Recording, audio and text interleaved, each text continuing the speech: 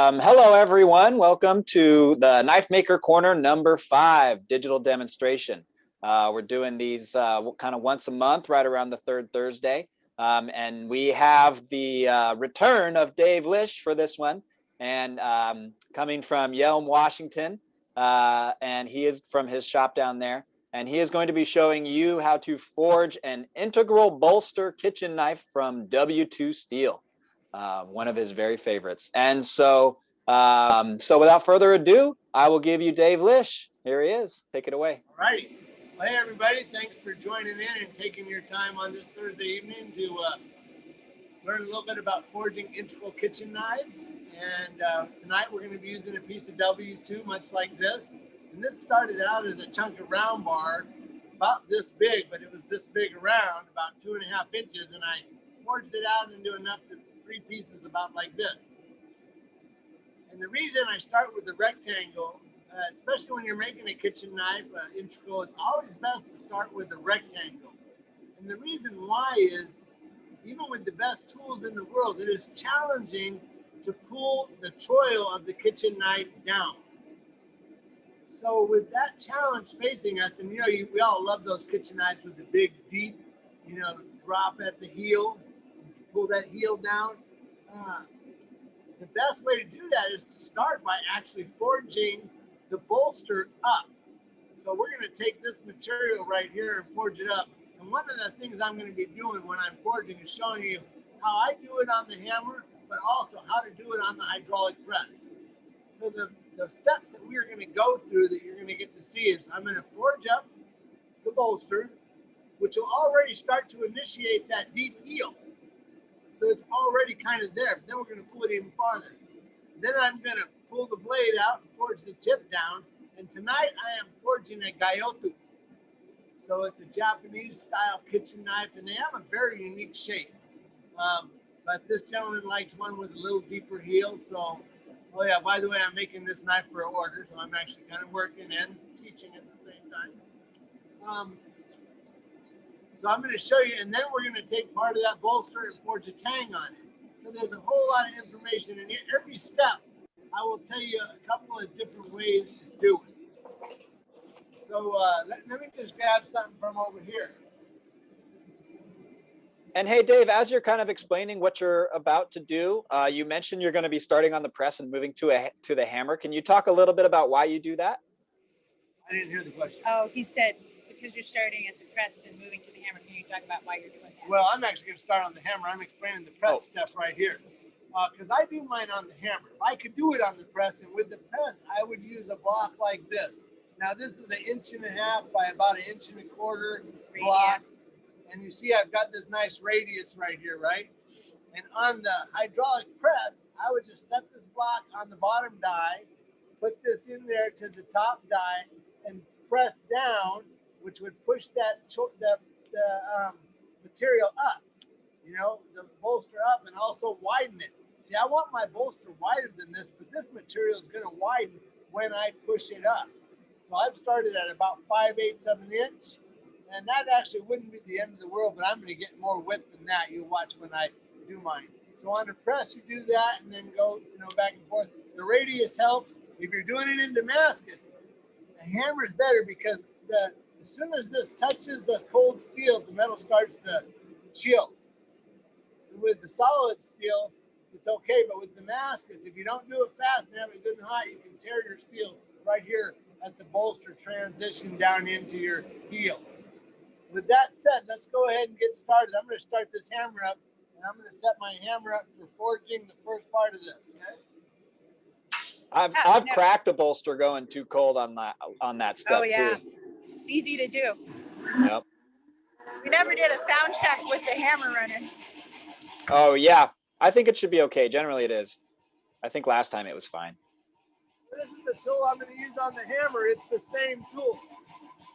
It's just different. I have an automatic half-face flow here. So he said he's got an automatic half-face blow there for people who might have missed that with the hammer running there. And that's what allows him to do his bolster. and offset the material up and leave the material, this parent material, wide for the blade. I'm going to come in here and put about that much onto the hammer. Not like so.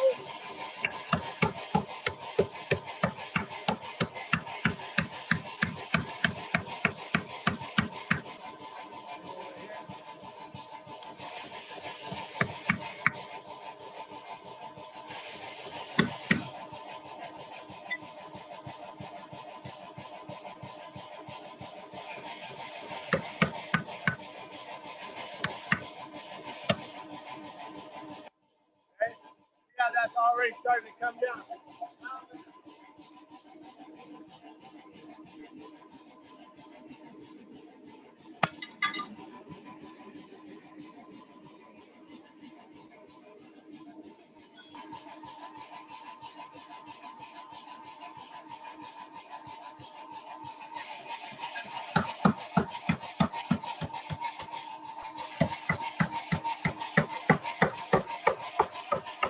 So now he's just forging in his tip for the tip of the blade here, and going back and flattening any upsetting from that taper forging. His material nice and flat.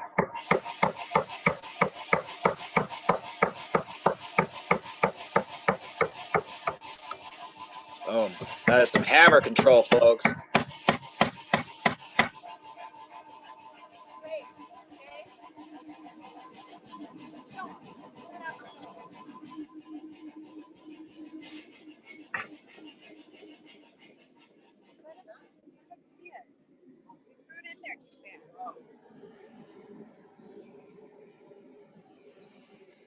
There we are. Okay, Beautiful. so I've already pulled the tip down. I pulled the tip down.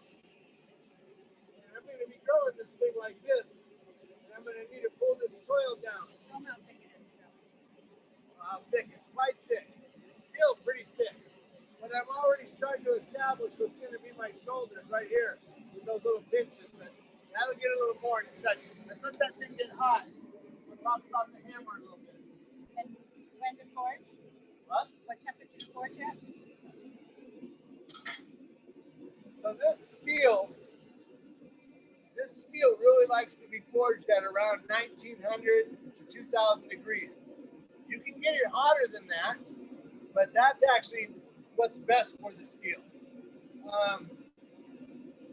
If there's a controversy of how hot should you get it, how should you not overheat it, it's not so much how hot you get it, it's how many times you get it that hot. So if you're getting your steel and you're forging at these super hot temperatures, the benefit is you can get the forging done faster. If you're forging at the lower temperatures, it takes longer, and you're burning less of the steel out, less of the carbon out, but you're still burning carbon out. So I prefer, especially with Damascus, I like to get it good and hot and get the forging done quickly, so that I don't burn so much carbon out of the steel, because we've already made it into Damascus. Every time we heat it up, we're losing a little bit of the carbon. So the less time it spends in the fire, the better knife you're going to be able to make out of it. Now, the most important thing to know about this whole thing, especially with W2, is after you've done the forging, you have to do your grain refinement cycles. Meaning you've got to go in and out, and the temperature for this steel is about 1450 is the critical temperature. You've got to go in and out of that range 3 times, up to 1450. I just use a magnet because I'm doing it in the forge. I get it no higher than non-magnetic, but right to non-magnetic best I can. Drop it back down to black. Do it again. I do that 3 times right after I'm forging before I do anything else. And that's my first grain refinement. So that's kind of what I do. It's very important to do that right as soon as you get done while you're still forging it. It's part of the forging process, is pulling that grain back down to a nice size after you've made it so big with these high temperatures. Okay? Now I want to talk about the hammer for a second.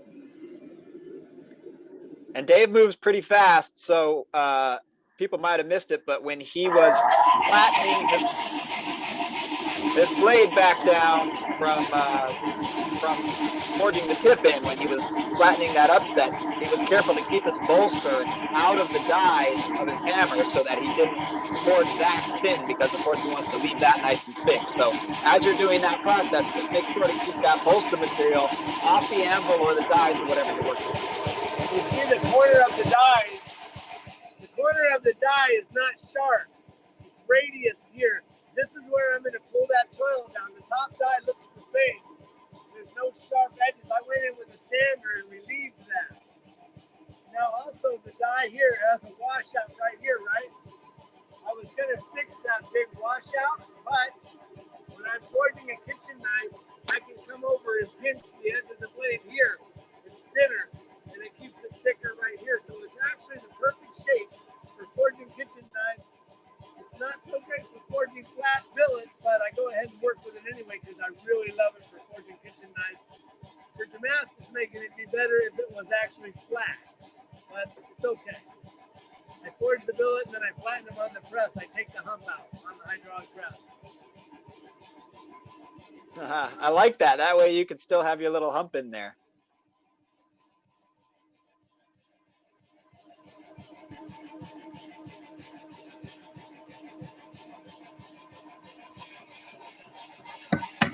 So again, Dave's careful to keep that bolster off of its dies. And here he is coming in on that heel, like he mentioned. He's drawing that down to get him some extra height on the heel of his blade. And then up along the blade towards the tip. Again, careful to keep that bolster off.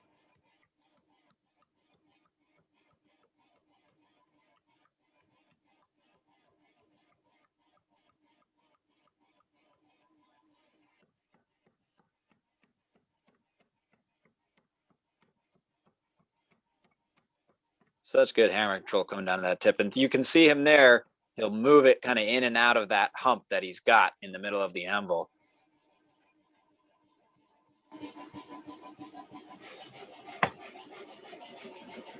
Dave, I don't know if you were talking while you were taking that heat, but we couldn't hear any audio from you. Okay, so I actually went a little bit pointier than I wanted to. So I'm going to kind of stay out that. I'm going to do a little hand heat and try to fix this a little bit. I've got nice height. I pulled the heel back plenty far. I might pull it down just a little more. But that's looking good so far. I'm going to do another heat with the hammer, and then I'm going to do a heat on the small hammer. Any questions? Any questions? Dave, do you want to talk a little more about kind of the upsetting of the bolster? Because I got to say, for me, when I'm forging integral kitchen knives, this is one of the major challenge points for me, is keeping that bolster in line after I've forged out the blade and I begin to pull the tang out, because it always wants to dip down like that. Oh, yeah, I got a lot of tricks I'm going to show you for that tonight. You're going to love this. Stay tuned. Oh, yeah. Stay tuned, baby. When you're forging the blade part, just always keep the bolster off the hammer. Yeah. When you're forging the blade. Now, so here he is. His audio cut out again, so I'll just kind of narrate. Here he is again, cleaning up that tip by hand hammering, because he's got a more control doing that.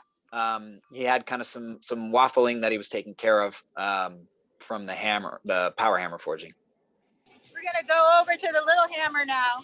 And Nice. we're going to do, it's a nice, it's a little more delicate refinement of the blade with this hammer. Is that the 165, Andrea?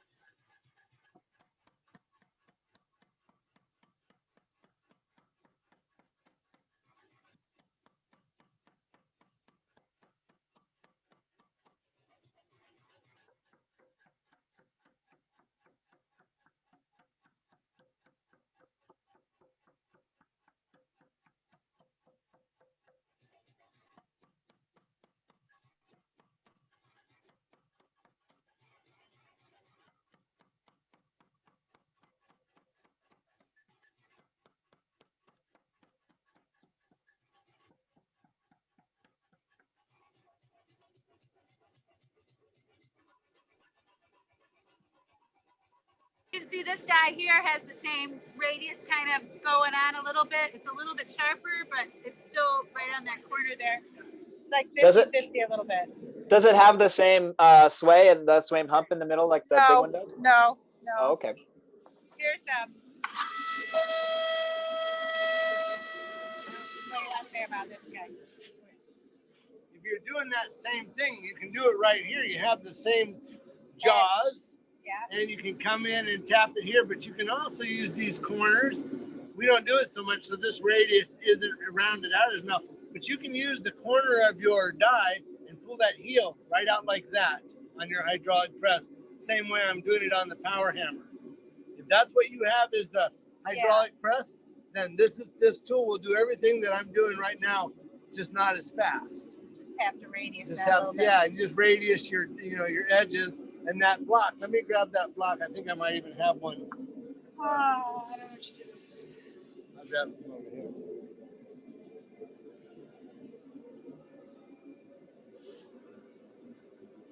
Those classic T dies. And Very that block useful. just goes right here to do the bolster. You put the knife in, and same thing I did on the hammer.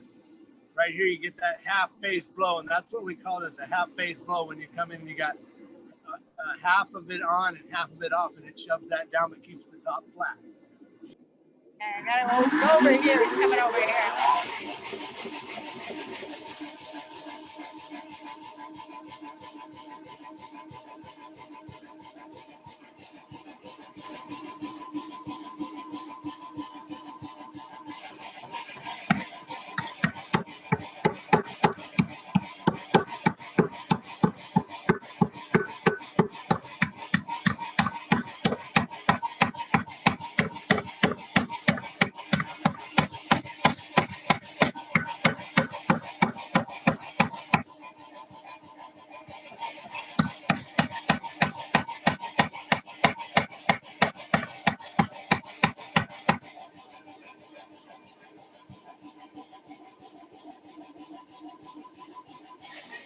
Dave, we did have one other question. Is the radius on your power hammer dies on the top as well as the bottom, or just the bottom?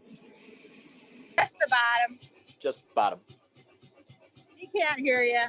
Oh yeah, that's all good. I figured. And it goes a little bit faster the thinner the blade gets, Heats up faster. Oh, right.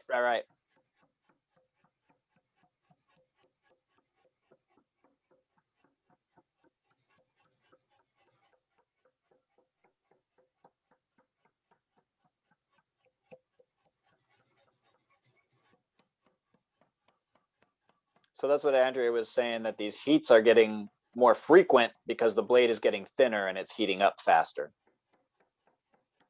So Dave's going to start kind of moving pretty fast here.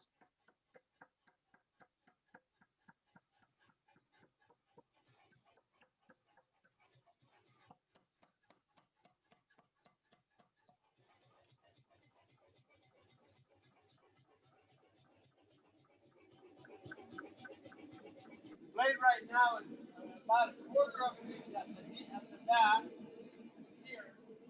We're just over a quarter, and we're just over an eighth at the tip. So I'm already forging in the distal taper. There's a couple of things that are going to cause me problems that I'm not liking. So you see this area right here where I've actually pulled the heel back too far. This area here, you see this big pooch? I don't like that. It actually isn't going to look good on this knife. What I'm going to do is I'm going to go ahead and take this. I'll flip this around. When we grab this, we're going to go into this room over here. Sorry. I hope I don't lose you guys moving fast. No, it's working fine. Okay, good. Don't look at the floor. It's dirty. There's a fine line between a clean shop and a productive shop. I picked up all of the belts that were on the floor.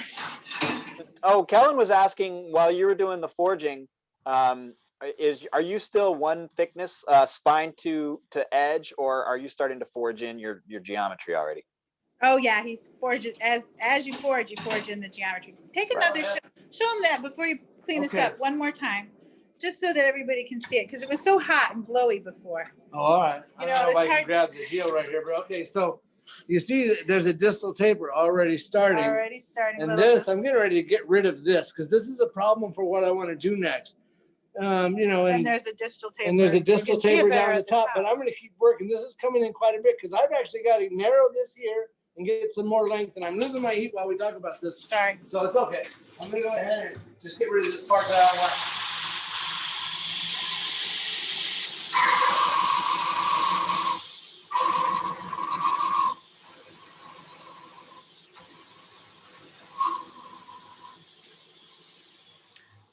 Okay, quick, show him. There's no shame in that. Okay. That's the should have power a hot respirator rasp. on. He should have a respirator on. I'm sorry. Thank you, Andrea. He held his breath, but in normal times he would put one on.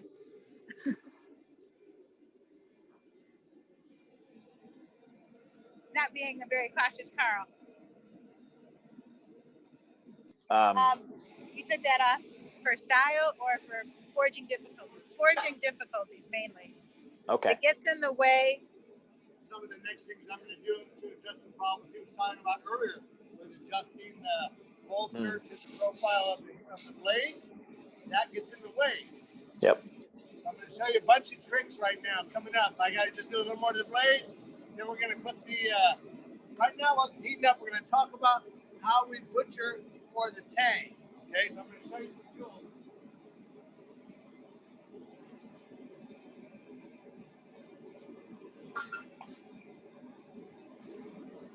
Okay, so over here, if you look at this, this is a fairly simple tool. This slides onto the hydraulic press. It helps if you've got a guide back here, but this still works. All it is a piece of 3/8 round bar. And you can just put the bolster in here, take the press and push down, turn it, push down, and you can literally, this is with your hydraulic press, you can butcher your bolster for pulling your Tang like that. Just a piece of metal with a bend in it. Fuller. Fuller. Not butcher. Yeah, butcher, fuller, yeah. No, fuller. Fuller. Butcher Well, is yeah, I know what the difference. I know what butcher means. Okay, you can pull it. Okay. Okay, so here, this is what I'm going to use. This is what we This use. is a guillotine tool, and this can be put in a anvil Or a hammer. or a hammer. I'm going to put it in the hammer because I like to just get it done. So But you could this put has this the on same your radius anvil. as this. And you could put something like this on an anvil too. You can hit this by hand too. Oh yeah. Oh, for sure. Or totally. have your buddy do it. Or have your buddy strike it while you hold it. But also, if you have a hydraulic press, it's just a quick little zoom. Okay. Yep. I've seen them where they just have that rod. When it comes down to that bottom of the U, it takes another 90-degree down and then bunches up on itself a few times to fit in a square hardy hole. You just make the whole thing out of round rod. Yeah. So now he's just working on the tip a little bit for shaping it.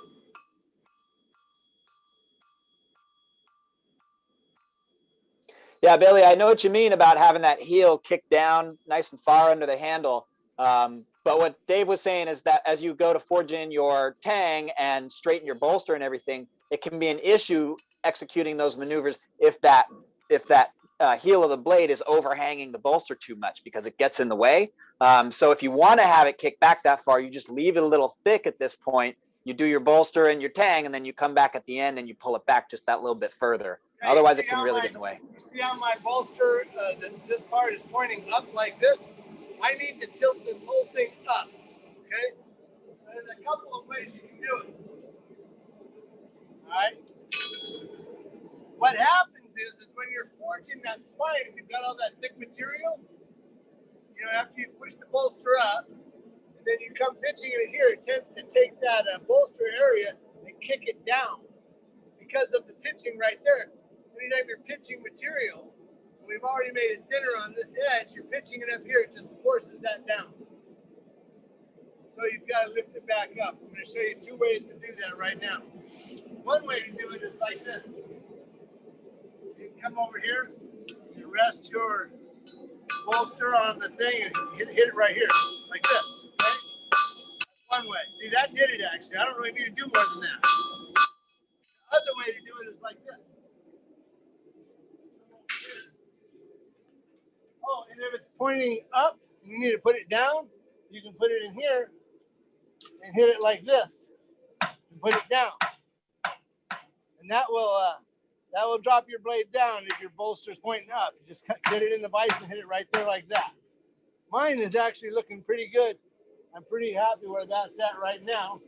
And also I can, being that I have the thickness and the heat, I can get in here and just kind of get it like that a little bit. I like the other technique better. I just need it. It's actually, I'm gonna leave it alone for right now. Not bad.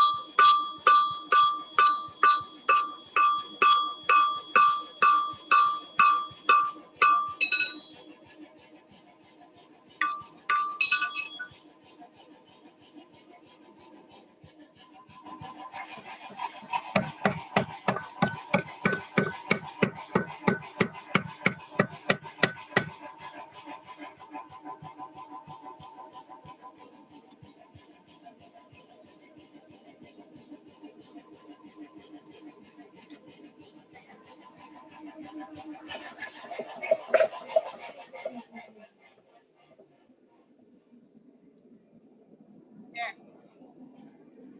Got it? Anything else? So now I'm getting ready to pull her in for my bolster. And I don't actually, I mean, I've got so much material. If this was Damascus, you can believe it would be a little bit less on the material. I would have been a little more conservative. I've got plenty of bolster. However, I still don't want to do it too long. So I'm going to be very careful about not making the bolster area too big. And I'll have plenty of long tang also. So I end up grinding a bunch off these bolsters when I make these W2 ones for some reason, just because I'm so generous with the steel. And with the Damascus, I'm always wondering, will I have enough material for the bolster? Sometimes I'll even weld the tang on back behind it. Yeah, I have a tendency to put way too much material there too, because I'm always just like, I would rather have it and just grind it away than not have it and not be able to do anything about it. I know. Sometimes it's tricky to judge too. Yeah.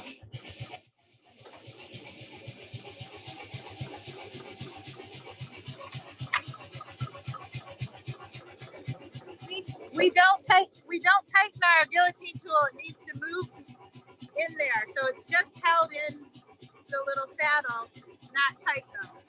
So that it won't shake itself apart. See how much he's pulling off?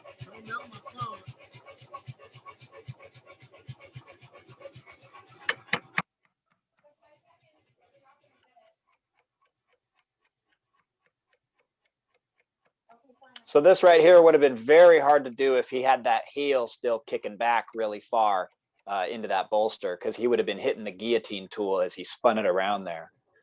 So that's there is one of the main reasons he did that.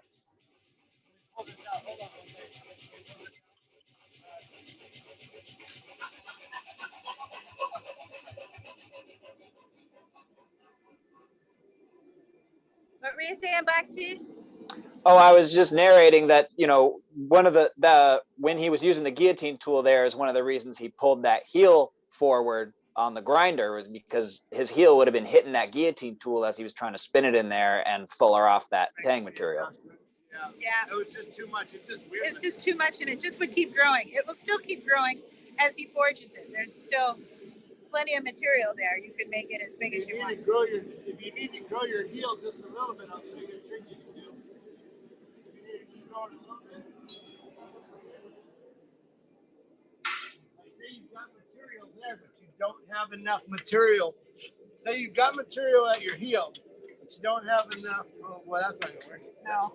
Let me just get that up there. But anyway, you can come in here and come with your hammer and pull that material from right there. And see how that's growing the heel out right there? Yep. Also giving a nice shape in here. I do this every once in a while when my heel just needs a little extra bit of material there. Now it's upset a little bit.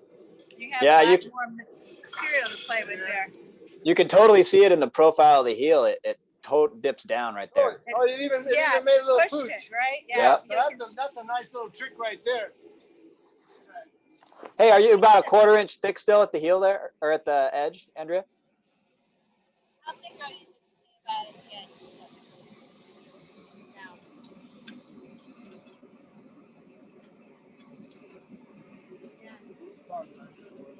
I would say I'm still at about almost 3/16, the whole length of the edge still. Maybe 1/8 at the tip, 3/16 at the back. Going back over to the big hammer.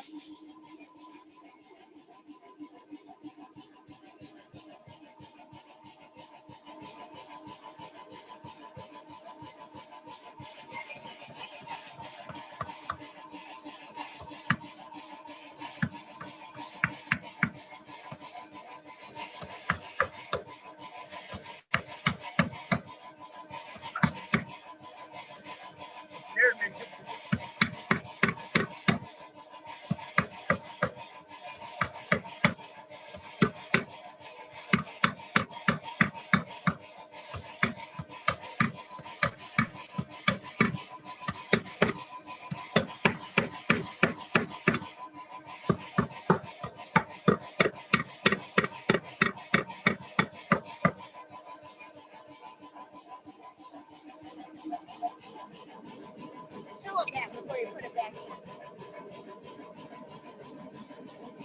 I'm going to do one more heat on it.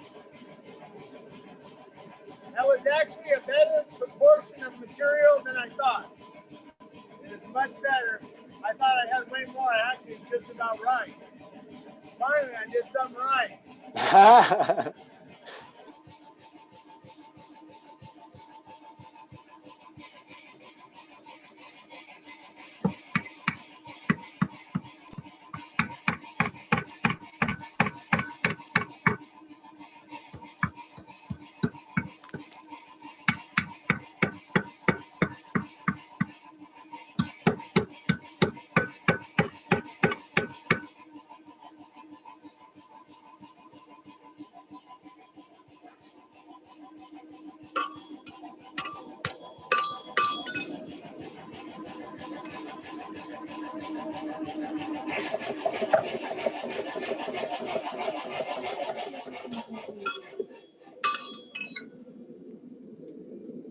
Okay, there was a couple of questions. So we have two. The first one was, can you remind us of your parent stock dimensions again? 5/8 by 2, and the one we started with was about 4 3/4. It was about a 1/2 inch longer than this one. This would make a fine knife too, but that one was just a little long because I had to make a fairly big Gyuto. I've got plenty of steel. Actually, I got just the right amount of steel. In fact, I'm going to make a mark on my anvil so I know what length I'm in. Oh, good luck. I don't know. Yeah. Sorry, Bradley. We were talking about that at the top of the hour. It's extremely hard. You could try the New Jersey Steel Baron, maybe. Maybe. A little more narrow than the overall shape.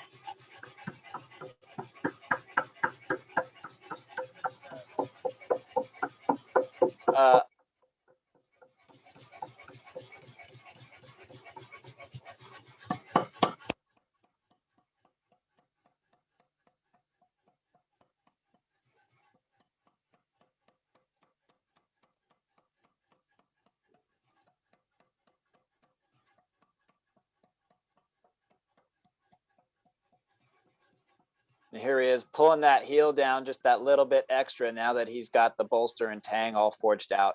He's going in along that edge and hammering it back in. There was a question about the geometry, about whether it was the same thickness on the spine as on the edge, and no. Here he'll talk about it. Like a Gyuto, with the tip dropping here like this. The width is about right. And they're dropping in the dimension all the way down the blade like this, but also keeping that mass. And can you talk a little bit about edge geometry as well? The thickness spine to heel, or I mean spine to edge. There was a question about that as well. I'm only 9.5 inches right now, and I need to be 10 inches at least. So I'm gonna get a little more length out of this. And there's a trick coming up. All you guys that are getting tired of seeing this and you're thinking about signing up, you want to stay here right now, because the trick I'm about to show you is worth the whole $5 fee. I mean, it covers the whole $5, just the one trick. Okay? So don't go anywhere. That's what I'm saying. Don't go anywhere. I got a good one coming up. It's good. So somebody had a question about estimating the tang and bolster material. Right. Okay, so let's talk about that while I heat up real quick. We do that at the very beginning. Right, so here I've got the material is 5/8 of an inch thick by 2 inches, and I want the bolster 1 inch, and I want about a 1 inch square for the tang, right? So when I figured that this is going to come up into here, I basically like this much material right here. When I push it up, it's going to go a little bit longer and fatter, and it's going to have enough for the bolster and the tang. So I don't have to have that full width, because it's going to get wider and a little bit longer. So I would say I just kind of figure out the amount of mass I need for both parts. And then I take that. You can add this to this and realize if you put this here, this would be now twice as long in this thickness, because it's 2 inches. I want it 1 inch. If you go up a full inch, then that material doubles in length and it gets a little wider. I hope that makes sense. You just have to figure out the mass. Always better to have more than you need, because you can always take a little out, but it's harder to put a little on. Better to have it not need it than need it not have it. And a lot of this comes from doing it. I used to get it wrong more often than I got it right. Now I get it right more often than I get it wrong. Of course. Because I do it all the time. Yeah, Andrea too. This takes practice. Takes practice. All right, I'm going to come over here.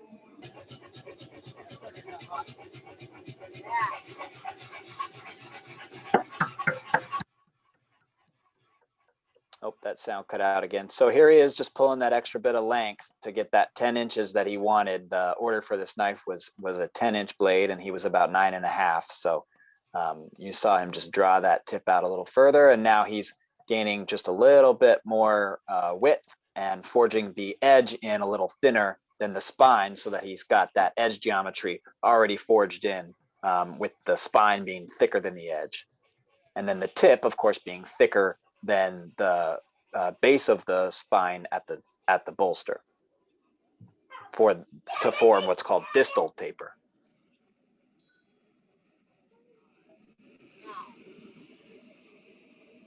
Talk about centering. So now he's talking about centering the bolster, is what he said. Yeah. Centering the blade. Oh, the blade. In front of the bolster. There's a couple ways to do that.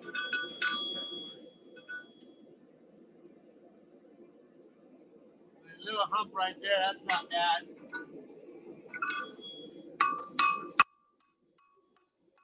So here he is checking his edge geometry. Right now.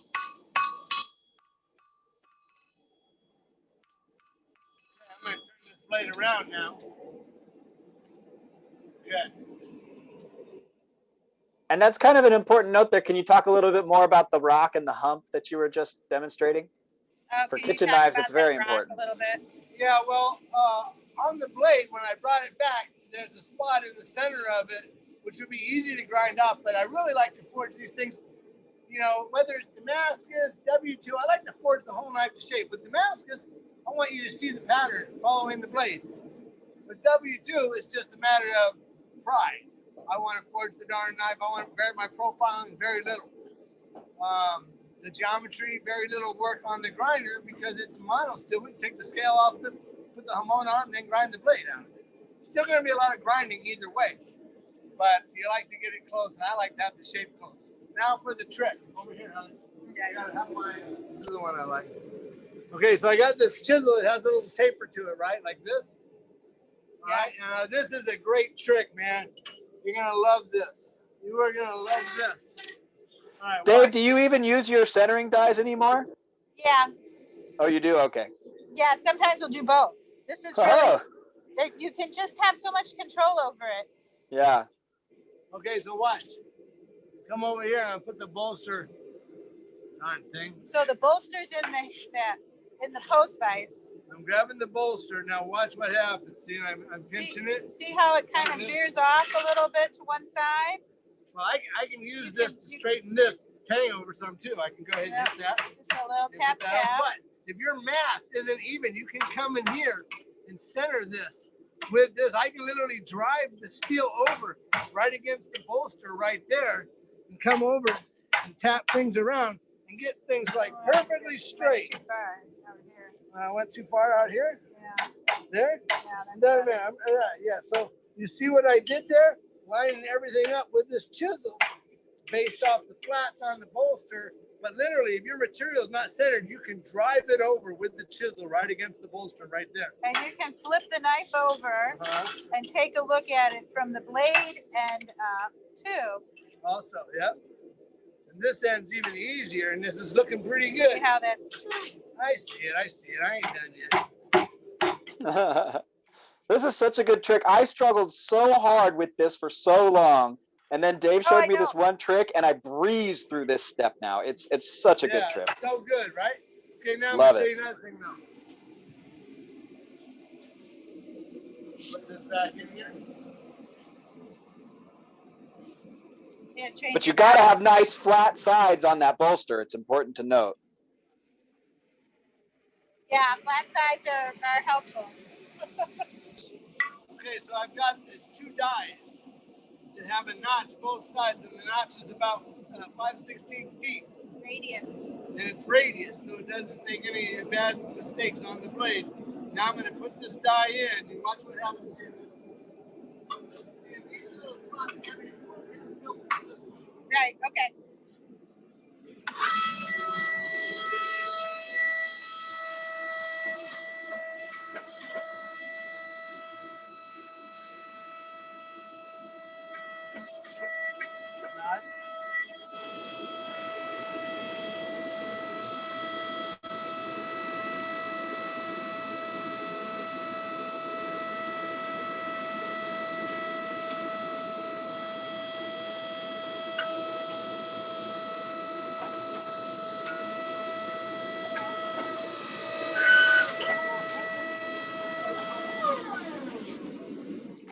Going to draw, and I need to do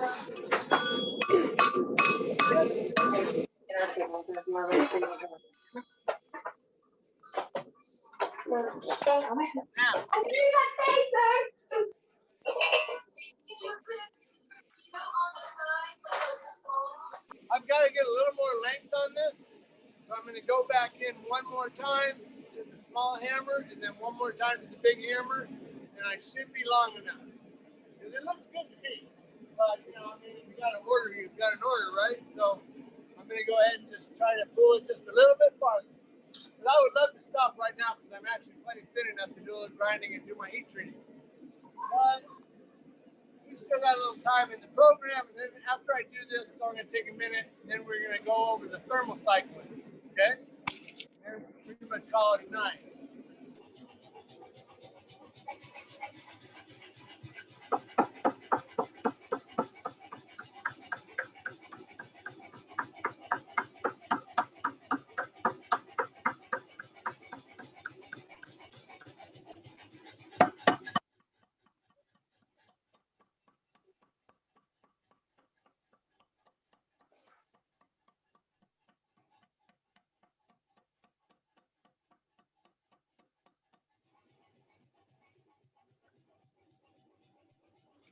Well, sound cut out there, so I'll just do the plug now. If you love that trick and you got a little bit of extra in your wallet, maybe consider donating to the Northwest Blacksmith Association and helping us support putting on more of these demonstrations. And we're also trying to gear up for all kinds of other things. So that's blacksmith.org/donate if you would like to support us with a donation above and beyond for any reason. Yeah, consider it. No pressure, but just thought I'd forward the plug from our president, Kellen. There we go. Blacksmith.org/donate in the chat for you.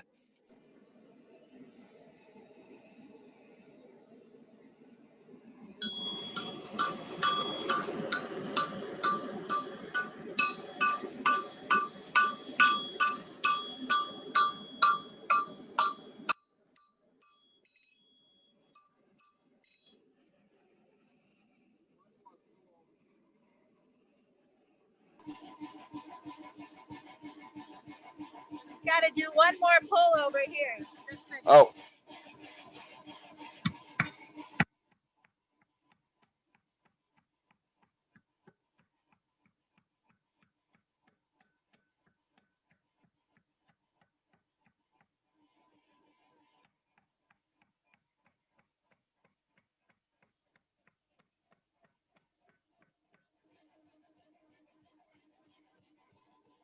Oh, Billy was asking about the source of the W-2, or was reminding us that somebody had asked. Yeah, it's super hard to find W-2. If you can find it, snatch it up. Dave was saying that his source has finally been exhausted. These are the last couple of pieces that he has, and then he'll be out. Someone had mentioned that possibly New Jersey Steel Baron is carrying it. I'm not sure about that. I haven't checked their website recently. I know they have W1 from time to time. So maybe that's what somebody saw there. W2 Any is very suggestions hard. where people could go to get W2, baby? What's that? Where they could go to get W2? New Jersey, I suggested. The Steel Baron Yeah. is one spot, and then remember we talked about Alpha Knife Supply has a steel that's very much like W2. Oh yeah, try out. It's very hard to get actual W2. What works really well and gets a great hamon, and the stuff that Steel Baron is carrying is actually really good, is his 1075. But as far as getting old school W2 is very difficult. But 1075 is awesome steel, and the stuff he has just works really, really well. I'm really impressed with it. Sam Farmworth is saying he had good luck with the New Jersey Steel Baron W2. Okay, I'm gonna go shut this off and talk for a minute. Guys, so there's my forging. I wouldn't say it's rough. I'd say it's pretty darn spot on. I'll have to break Needs a a little tip. up here. You know, I'll put a point on it. It'll get that. I tried forging that on there. Sometimes I get a nice point on the tip. This kind of got away from me actually early on. Remember me talking about it. So not a big deal. I can grind that off. No shame in that. But you see the forging is actually quite clean. And the temperature's dropping out of it. And I'm going to go ahead and turn this forge back on. And we're going to thermal cycle now because those high temperatures that we had grew this great big grain. And this steel does not like to sit or be in a big grain structure at all, really. So before we do anything and call it a night, we're just going to go ahead and I'll do a couple of thermal cycles on it. So I'm turning this back Before on. you turn that on. You see, I got my magnet here. This is what I'm going to use to determine when I'm at the proper temperature for my thermal cycles. Because steel, when it becomes non-magnetic, it does that right at its critical temperature. Critical temperature for this steel is about 1475. Okay, so I'm actually going to turn this on. He's backing it down right there at the regulator. You can hear it. It has a nicer little roar, not so overwhelming. All right. Okay, there you go. Now, notice I'm putting the bolster area in. Henry, you go ahead and tell me. Always start with that first. She does this all the time. Takes the time for that bolster area to heat up. It takes longer. So, and you don't really are so concerned about the tang the way you are about the whole blade. So you really want, yeah, the tip, especially. And it's, all that area there is going to get hot real fast. So you can see it's already coming up to color a little bit. Well, I'm gonna go turn the lights on. Yeah, please, that would be better. Ceramic, Seattle ceramic pottery supply. So now you can see. Oh, still. Okay, see, so it's still, but the tip is on magnet, or the tang was on magnetic. It's a little I think fast. it was. You're right. The tang was a little past. The bolster was there. The bolster I mainly want to just check this back area. Yeah, it's still sticky. Still sticky. And see, that's funny because the light's out now, it looks way hotter. See what I mean? And that's really weird what that does. Put those purple glasses on. That looks really good. Yeah, steel also always looks. I can see a shadow in the middle of it right now. See, I can see that shadow. You see that right there? And the edge might be up, but the magnet, this magnet is so strong, I don't know if it's working right. It's so strong. Where's my old one? This is a brand new rare earth magnet. Let's just check the tang. See, the tang's there. Yeah. You get towards the bolster. Oh, the bolster's right at non-magnet. That's right beautiful. there. We're going to go ahead and flip it around now. And now I'll bring the tip up. And see, I can keep that part hot because it was already hot as I bring the tip in. Now all the supplies for the forges we get at the pottery supply store. Whether you get them in Tacoma or there's other ones around Seattle. Fire Brick, Kale Wolf, Sioux Refractory. Yeah, everything. So There's a great video on my highlights showing me building the forge. If anybody wants to see how it's done, just go to my highlights on Instagram and you can see me building a forge. Yeah, just ask for some fire brick. You want hard brick? Hard brick. Yeah, don't get soft brick. We use the soft brick in the forge at the very bottom. That's all we use it for. Just $5 maybe. A brick or something like It's that. all Not right. that expensive. Yeah, just under Yeah, I think 5 or 6 is about average right now. Deb, you're in a great area for knife making. There's so much knife making going on around the Portland area. So you can see how that tip was a little hotter, but he's getting a nice non-magnetic. Now he's going to let that, just turn it off for a half second. No, I want to keep it warm because it actually dropped down quite a bit. Yeah. But So, yeah. so next is, you want this to cool down again. It needs to drop below 900 degrees for a thermal cycle. Which is kind of gray. Yeah, kind of gray. You might look at it in here, but if it goes to black in here, we might see some cool stuff happen here though. You just want to give it the time to cool down. It's really important at this point. Oh, there it goes, Dave. We're doing grain refinement right now. These are grain refinement cycles. We're basically taking the grain and shrinking it back down to a grain that's going to be nice for making a knife. Now, this is important with any knife that you forge. Anytime you forge a knife, you have to do what's, I just refer to it as thermal cycling, because you're thermal cycling up and then back down. And those cycles, each one, in fact, I'll tell a little story. Because it was an argument that went on for a long time where people used to think that you could pack the grain and tighten up the grain with your hammer. Well, so what was the technique for packing grain with a hammer? Well, you brought it to about critical temperature, brought it out here with a hammer. And you brought it to a dull red, and that's how you tighten up the grain with your hammer. And the results were amazing. Fact is, they never needed to strike it with a hammer. And we proved that. We did some testing, and we proved that you get the same result just bringing it to the critical temperature and dropping it back down each time that you get with, so basically we were trying to, you see it's going black here, that's about good, still a little heat in here. We're just trying to demyth the grain packing theory, because you cannot actually tighten grain on steel. You can do it on copper and bronze, but you cannot do it on steel with a hammer. No.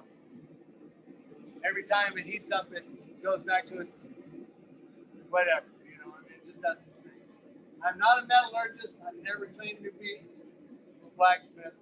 I've been playing with steel for, I hate to date myself, but 45 years now, messing with iron. So Started when I was 15 years old, so 46. Yep, that's all I've done all my life is play with iron. Okay, I like that. And there's still some heat in the bolster. I don't believe it's at 900, but I'm going to go ahead and set that in, and then I'm going to grab another tool that we will use to play around with this while we're doing it. Okay, I'm going to put that back in. I'm going to grab my heat gun.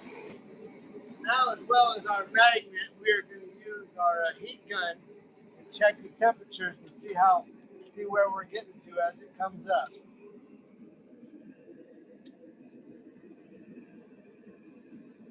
So we're at 1225 right there.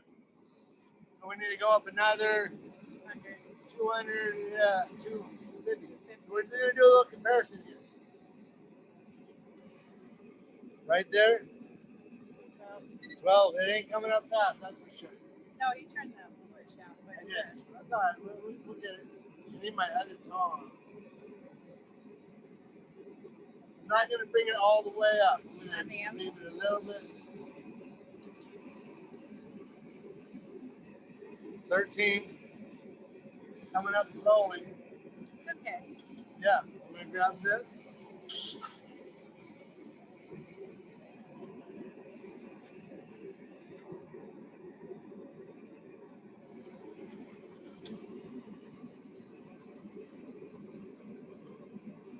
$13.50. Right in there. Let me turn this around now. I don't know. Let me put the gun up in the. In the forge? No, in the so they can see it. Oh. No, the other way. I want to know what it is. Oh.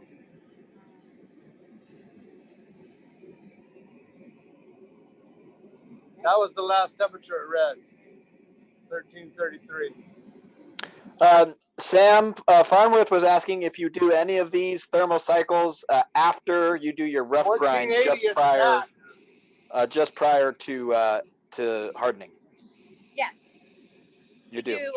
Not with this. Not with the W2, but with Damascus. Yes. Damascus always. Always. In the kiln. In the even heat. This is never going in the oven except for to be tempered. Yeah. So it's the W2 is treated a little differently because he's gonna get that hormone line on it, right? Right. So Right. But with our Damascus, we do this thermal cycling here in the forge, and then we do two complete 1500 degree cycles with a soak time of about 5 minutes at each, and then 10 minutes. 10 minutes, and then a quench. Last one. That's looking good. Yeah, that's beautiful. 1404. Well, it was at 1450. It's perfect. So, Two? I'm going to do two, because I'll do one before I go. Okay. Yeah, they're getting ready. We'll have a little discussion here now. So I'll just let that cool off over here on my fire brick. I'll turn these lights back on, and then I'll answer any questions that people have.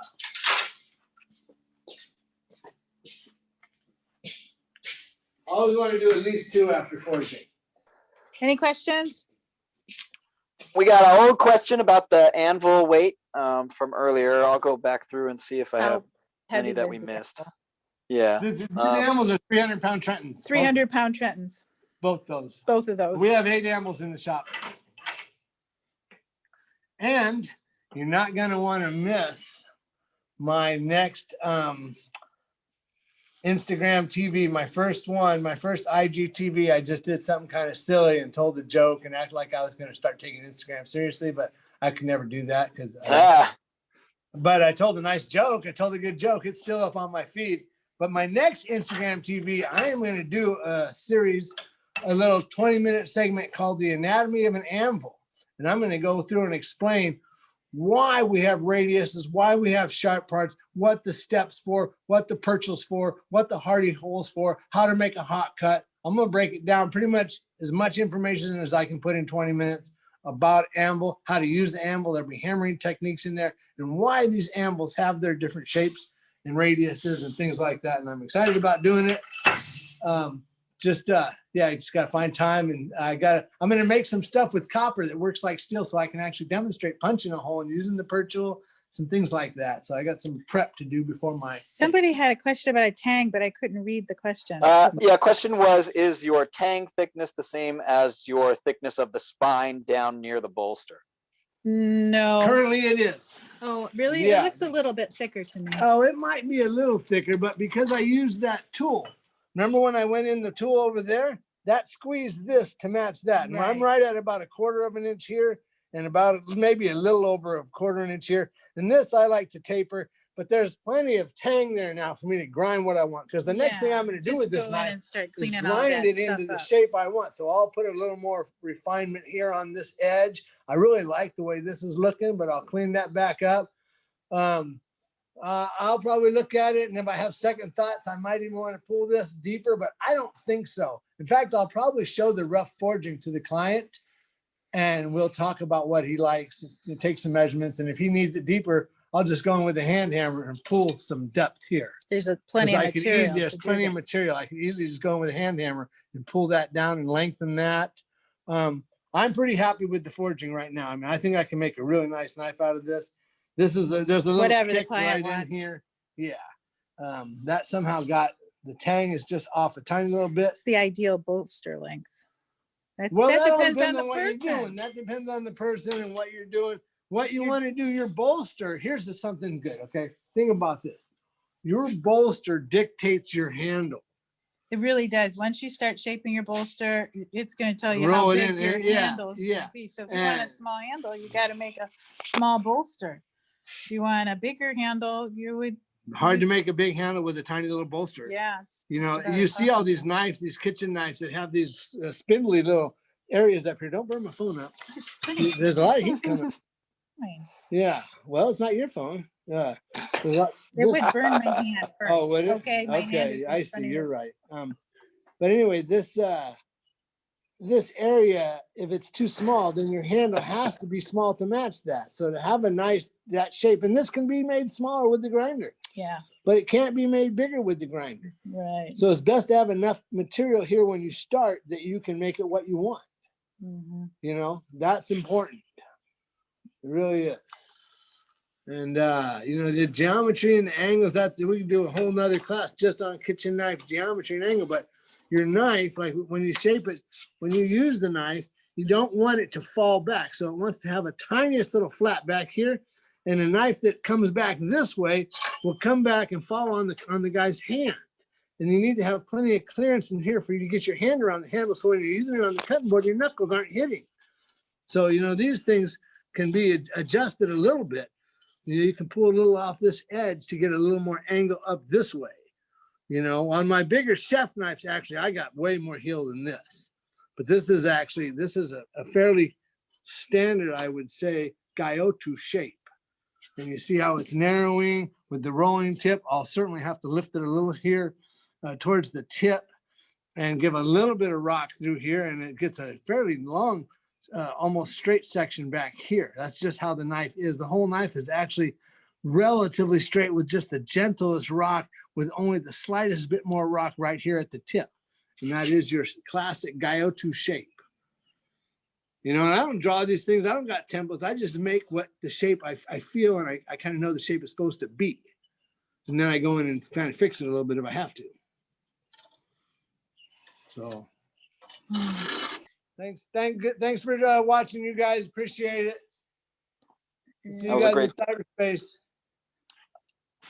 Bye. Bye, everybody. Bye, you guys. Bye, dude. Bye, Andrea. Andrea. Bye, everybody. Great demo. Thank you so much, folks. We'll see you at the next one. Yeah, you sure will.